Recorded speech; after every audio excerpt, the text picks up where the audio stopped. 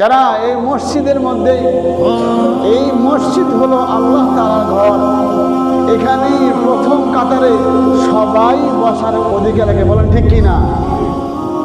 তাই বলে আপনি মসজিদের কমিটি আপনি বা সবাই ডেঙ্গায় মেঙ্গায় আইসা লাঠি উৎসাহ দিয়ে আপনি আইসা এখানে বসবেন, আপনার এই হুকুম আল্লাহ দেয় নাই। আল্লাহর ঘরে সকলেই সমান, আল্লাহর কাছে কোনো জুলুম নাই, কোনো অত্যাচারী নাই, সকলেই সমান। তুমিও আল্লাহর বান্দা, আমিও আল্লাহর বান্দা।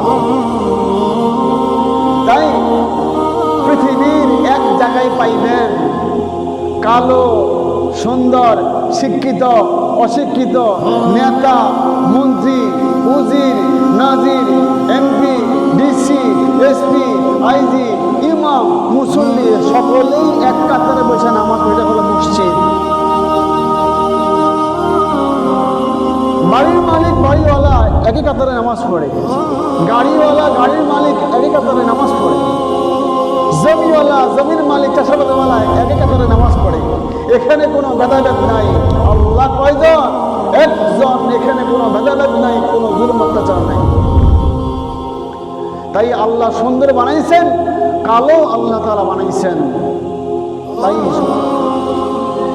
শরীর নিয়ে অহংকার করেন না, সুন্দর নিয়ে অহংকার করেন না। কালো বানাইছেন আল্লাহ, সুন্দর আল্লাহ বানাইছেন। আল্লাহু আকবার। এখানে কোনো ভেদাভেদ নাই।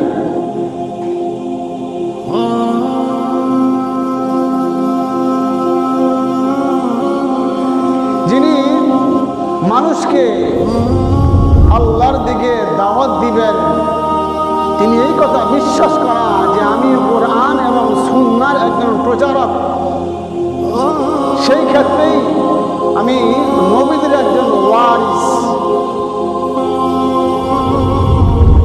রাসূল আকরাম সাল্লাল্লাহু আলাইহি ওয়াসাল্লাম হাদিস শেষে বলেন, হে সাহাবায়ে কেরাম,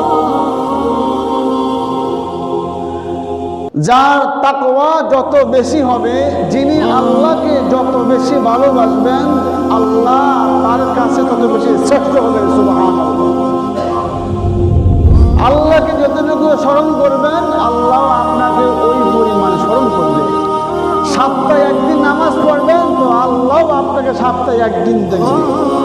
প্রতিদিন নামাজ পড়বেন, আল্লাহ আপনাকে প্রতিদিন দেখবে। আর সপ্তাহ আসেন নাই, 5 দিনও আসেন নাই, শুক্রবারও আসেন নাই, শুধু বাস রমজান আইছেন, তো আল্লাহ রমজানে আপনাকে স্মরণ করবে। যেমন ভালোবাসা দেখাইছো, আমিও বাস তোমাকে সেমন ভালোবাসা দেখাই দিলাম। যেমন